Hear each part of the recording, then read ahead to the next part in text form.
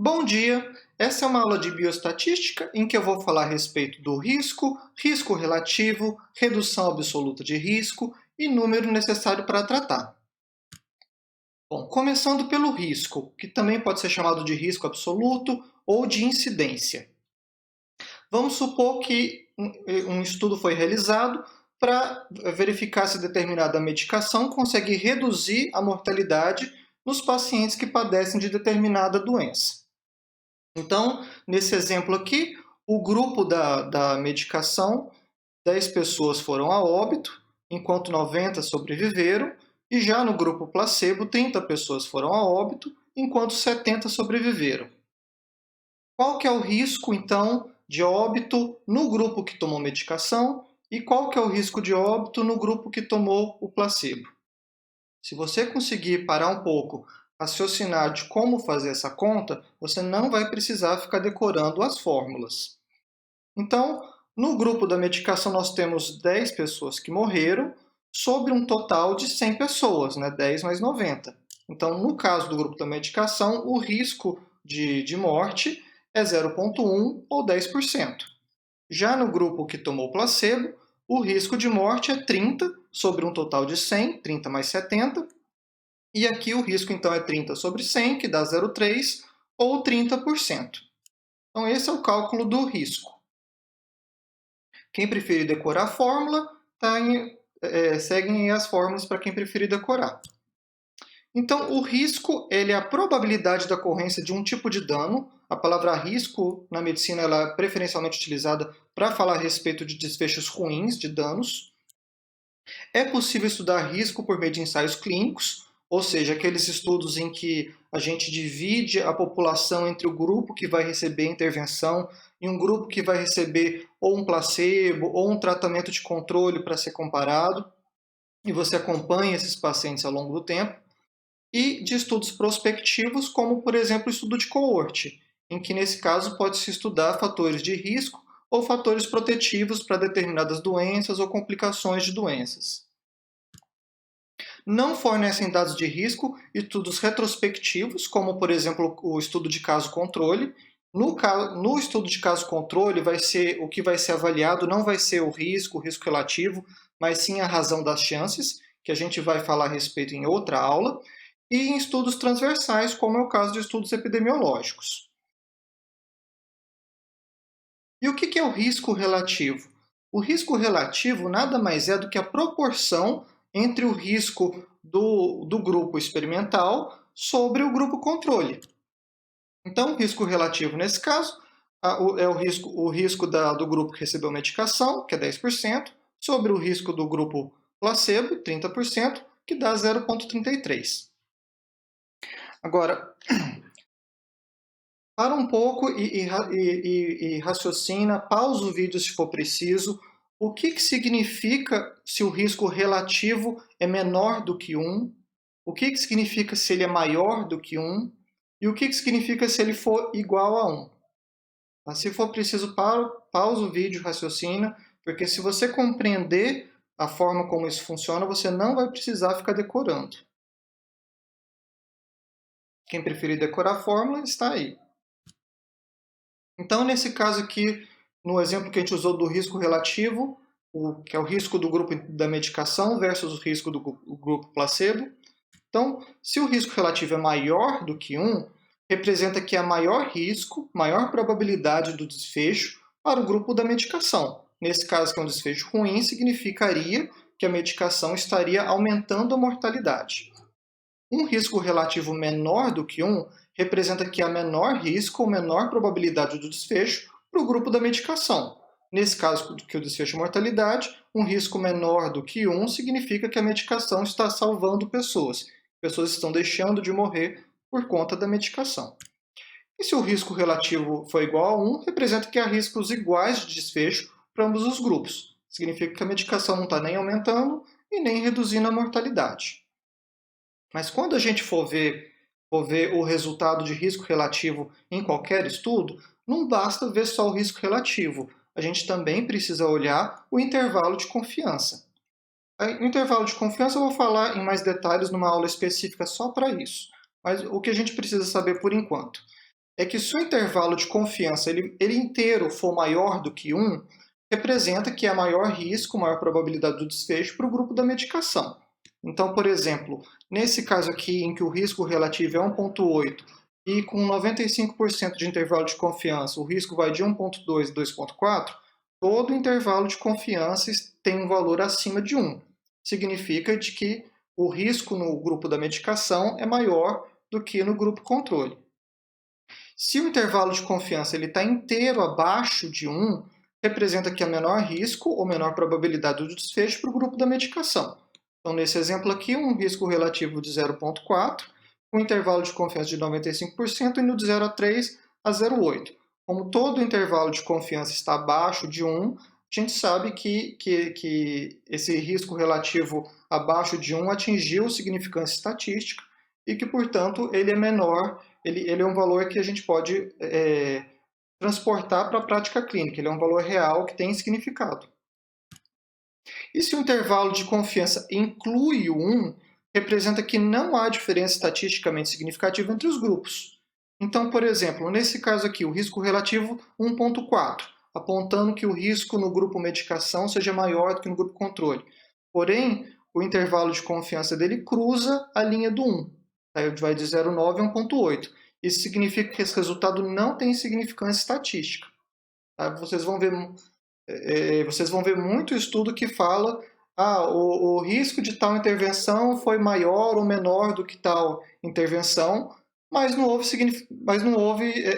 o resultado não foi estatisticamente significativo. Isso significa que aquele resultado, por si só, sozinho, não quer dizer nada. Ele não representa que o risco seja realmente maior ou menor, porque não atingiu a significância estatística. O outro exemplo aqui de que o risco relativo foi 0,8, quer dizer, uma tendência de um menor risco para o grupo intervenção em relação ao grupo controle. Mas o intervalo de confiança está cruzando o 1, vai de 0,6 a 1,2. Mesma coisa, aqui não é possível afirmar que o risco seja menor, por causa que o intervalo de confiança está englobando, passa pelo 1, ele engloba o 1, certo? Então, as formas de se analisar isso vão entrar na meta-análise, em que você vai juntar os dados de um estudo com outros para buscar um intervalo de confiança menor, ou fazer um novo estudo com um número de participantes maior, em que você vai buscar um intervalo de confiança menor e ver se atinge a significância estatística ou não. Bom, então o risco relativo é a razão entre duas estimativas de risco, ele é sempre uma proporção entre o risco de dois grupos diferentes. O risco relativo vai informar dados sobre quantas vezes mais ou menos risco, menos probabilidade existe de algo ocorrer em um grupo em comparação ao outro. Então, esse algo pode ser mortalidade, pode ser ocorrência de infarto, de AVC, de outras complicações, de surgimento de uma doença nova, etc. Então, desse modo, o risco relativo vai dar a intensidade da relação entre duas variáveis. Então, no nosso caso aqui, em que a gente encontrou um risco relativo de 0,33, isso significa que quem usou medicação teve 0,33 menos risco de morte do que o grupo placebo. Agora, falar desse jeito é muito esquisito, não é algo intuitivo. Então, para compreender melhor o que significa esse resultado, a gente pode transformar o risco relativo em uma porcentagem. Então, nesse caso, o risco relativo foi 0,33. Para transformar o risco relativo em porcentagem, é simplesmente você subtrair 1 do risco relativo e multiplicar por 100. Nesse caso aqui, em que o risco relativo é menor do que 1, a gente vai ter um resultado negativo. Então, 0,33 menos 1 dá menos 0,67 vezes 100, menos 67%. Isso significa que quem usou medicação teve um risco 67% menor de morrer. Muito mais fácil de compreender do que usando o 0,33 do risco relativo. Agora, um outro exemplo em que a gente tem um risco relativo maior do que 1. Vamos falar, por exemplo, em que foi um estudo de coorte avaliando a incidência de câncer de pulmão em pacientes tabagistas comparados com não tabagistas. E vamos falar que no grupo tabagista, 30 pessoas desenvolveram câncer, e 70 não, E nos não tabagistas, 10 desenvolveram câncer e 90 não. Então, nesse caso, assim, o risco de desenvolvimento de câncer de pulmão nos tabagistas foi de 0,3% ou 30%. O risco de desenvolvimento de câncer de pulmão nas pessoas que não fumaram foi de 10%. Isso aqui é um valor hipotético, tá? Na prática, na verdade, o risco do tabagismo é muito maior do que eu estou mostrando aqui. Então, no caso aqui, o risco relativo, proporção 0,3 sobre 0,1, dá 3. Então, isso significa que um fumante tem 3 vezes mais risco de ter câncer de pulmão do que um não fumante. Então, quando o risco relativo é maior do que um, é mais fácil de compreender o que ele significa. Isso também pode ser transformado em porcentagem, pela mesma fórmula, risco relativo menos 1 vezes 100, que nesse caso aqui, 3 menos 1, 2 vezes 100, dá 200%. Significa que um fumante tem 200% mais risco de ter câncer de pulmão do que um não fumante. Ok? Então, partindo para a próxima. Como o risco relativo, como ele é uma proporção, ele sempre vai dar valores relativamente altos e que podem levar a uma má interpretação do resultado por conta disso. Então, aquele nosso primeiro exemplo da medicação para prevenir mortalidade, em que a gente já tinha calculado, né, que o risco relativo é 0,33. Nesse caso aqui, a medicação teve 10 mortos num grupo de 100 e o placebo teve 30 mortos também em um grupo de 100. Agora, vamos supor que em vez de 10 mortos em 100, foram 10 mortos em 1000. E no caso do grupo de medicação, e no grupo placebo, 30 mortos em 1000, ao invés de 30 mortos em 100. Aqui, se a gente calcular o risco de cada um deles, vai ser um valor menor, passou de 10% para 1% no grupo medicação, de 30% para 3% no grupo placebo. Porém, o cálculo do risco relativo, como ele é uma proporção, os zeros vão cortar e o risco relativo continua o mesmo. Mesmo que os valores tenham diminuído, mesmo que eu tenha multiplicado por 10 o número total de participantes, a proporção continua a mesma e o risco relativo continua o mesmo. Indo ainda além, vamos falar que em vez de 10 mortes no grupo medicação, teve apenas 1 e 3 mortes no grupo placebo. O risco de cada um deles vai reduzir ainda mais, porém o risco relativo vai continuar na mesma proporção, porque quando você divide um valor pelo outro, você vai cortar os zeros e a proporção vai continuar a mesma. Mesmo esses três exemplos representando um significado muito diferente um do outro. Então, como que a gente resolve esse problema?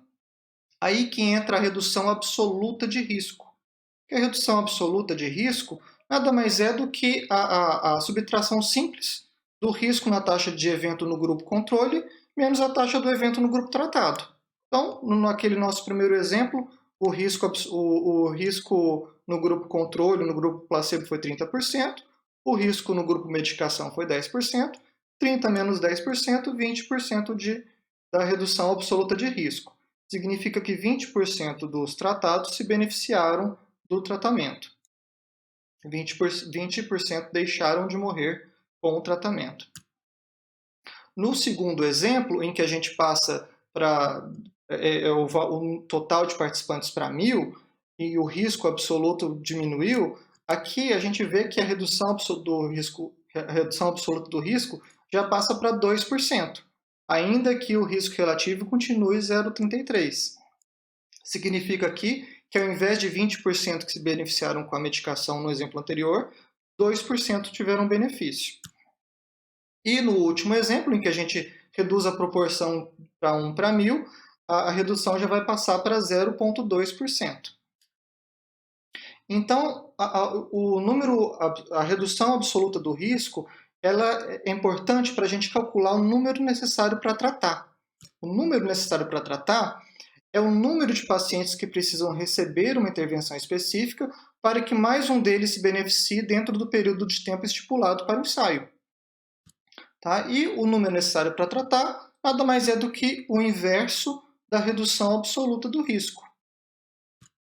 Então, uma representação visual disso, no primeiro exemplo que eu utilizei, em que você tem 70 pessoas do grupo placebo que vão sobreviver e 90 no grupo medicação que vão sobreviver, a gente vê que 70 pessoas vão sobreviver tomando ou não tomando a medicação. Essas 70 pessoas não tiveram benefício da medicação, já que elas iam sobreviver de qualquer forma. E estão representadas aqui, cadê meu mouse? Pelo amarelinho, que é todo esse grupo aqui que não teve benefício da medicação, já que sobrevive de qualquer jeito, com ou sem o remédio. Por outro lado, a gente vê aqui que no grupo da medicação, 10 pessoas morrem. Então, mesmo com o remédio, 10 pessoas continuam morrendo. Essas pessoas não tiveram benefício da medicação, já que com ou sem a medicação, elas continuam morrendo de qualquer jeito. E estão representados aqui pelo vermelho ou pelas carinhas tristes aqui embaixo. E na redução absoluta do risco, a gente tem os 20% que tiveram benefício com a medicação, que estão representados em verde. São as pessoas que deixaram de morrer porque tomaram a medicação. Tá? E se 20% das pessoas se beneficiaram com a medicação, quantas que eu preciso tratar para que uma tenha benefício? Se você está fazendo a conta de cabeça, a conta que você está fazendo é simplesmente o inverso da redução absoluta do risco. No caso é 5. A gente precisa tratar 5 pessoas para que uma se beneficie com o tratamento. Então, essa é uma forma mais concreta de a gente observar o quão que determinada intervenção traz benefício para o paciente que a gente está tratando. Porque o risco relativo, ele já traz, como ele traz um valor percentual, uma proporção, ele pode, a gente pode superestimar o efeito do tratamento com base na porcentagem que foi apresentada. Mas se o desfecho for raro, você está dobrando ou reduzindo uma porcentagem sobre uma incidência muito baixa e o efeito que aquilo tem sobre a população vai ser pequeno. Então, o número necessário para tratar, vamos falar que, por exemplo, o número necessário para tratar de 100 pessoas significa que 100 pacientes precisam ser tratados para que um a mais deles tenha o efeito desejado. Um NNT de 10 significa que 10 pacientes precisam ser tratados para que um deles a mais tenha o efeito desejado. E o NNT de 1 significa que todos que você trata têm o desfecho desejado. Então, o número necessário para tratar, quanto menor, melhor. Também existe a versão ruim do NNT, que chama NND ou NNH, né, número necessário para causar dano, né, o number needed to harm, em inglês, em que você calcula quantas pessoas que você precisa tratar para causar algum desfecho ruim. Então, por exemplo, quando você está usando terapia de anticoagulantes para pacientes com alto risco de AVC, isquêmico e de infarto, alguns desses pacientes vão ter uma hemorragia séria por conta do anticoagulante, que não teriam caso não tomassem anticoagulante nenhum. Então você calcula o número necessário para tratar, para ver quantos infartos, quantos AVC isquêmicos que você está prevenindo, mas você também calcula o número necessário para causar dano para saber quantos pacientes tiveram um sangramento importante a mais por conta do teu tratamento. Que aí a gente precisa colocar na balança para avaliar se aquela terapêutica vale a pena para cada caso. Bom, e uma forma assim de você não precisar calcular tudo isso também é você utilizar sites que calculam esses valores para você. Então, por exemplo, esse medcalc.org aqui, por exemplo, eu já coloquei os valores da nossa intervenção, né, da nossa medicação hipotética. A gente simplesmente coloca aqui para testar e ele já vai dar risco relativo 0,33, que a gente tinha calculado, dá um intervalo de confiança com 95% intervalo de confiança de 95%, o número necessário para tratar, e ele dá inclusive o intervalo de confiança do número necessário para tratar, né, que vai de 3,2 até 10,7. Esse outro site aqui também, ele já calcula direto o número necessário para tratar, você coloca a incidência no grupo controle, no nosso caso 30%, e incidência no grupo experimental, que é 1%, coloca calcular e ele já vai te dar o número necessário para tratar. No segundo exemplo que a gente deu, em que a incidência passa de 30% para 3%, de 10% para 1%, o número necessário para tratar também vai se multiplicar. Ele vai para 50. A gente precisa tratar esse caso aqui, a gente tem o mesmo risco relativo, mas a gente precisa tratar 50 pessoas para que uma tenha benefício, sendo que no exemplo anterior precisaria de 5 pessoas para que uma tenha benefício.